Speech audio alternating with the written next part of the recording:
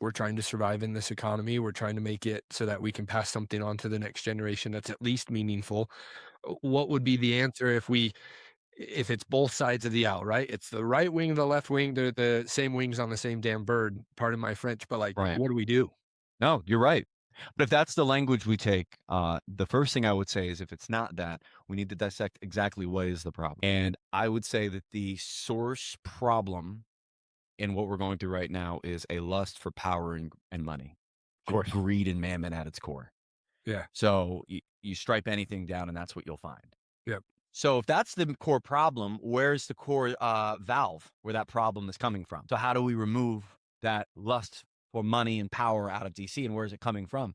So the immediate thing that comes to my mind is we need to remove corporate and foreign lobbying from government. We need to not make it a paid for position that is any more than the constituents of which they represent. They should be making the median amount per year that their constituents in which they represent back in their state make. This next thing is that we need to get rid of insider trading. You can't trade actively. You can freeze your accounts. You don't have to sell everything you have. You got to free them or freeze them. Yep. Uh, Lastly, we need to have term limits and age limits. There's a certain point in time where literally neuroplasticity isn't possible in the brain for these old heads. And Yep. neuroplasticity is nothing more than the ability for your mind to adapt and change.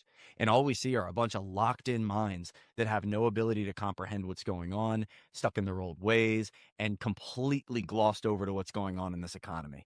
We need age limits and we need term limits because it becomes like this never ending kingship. Like it feels like a place in a monarchy when you got people that have been there for 20, 30, 40 years and just holding on to their spots. It's like we need fresh blood. We need people that are in there for people over profits. We need to disable the ability for them to lust after money, remove the ability for them to lust after power, and go back to the way we started, which Yep. was you serve in the office, you do good for the community, and then you re-enter back into the community. Yep. And that incentivizes you to actually do some good when you're there and not leave a ticking time bomb for the next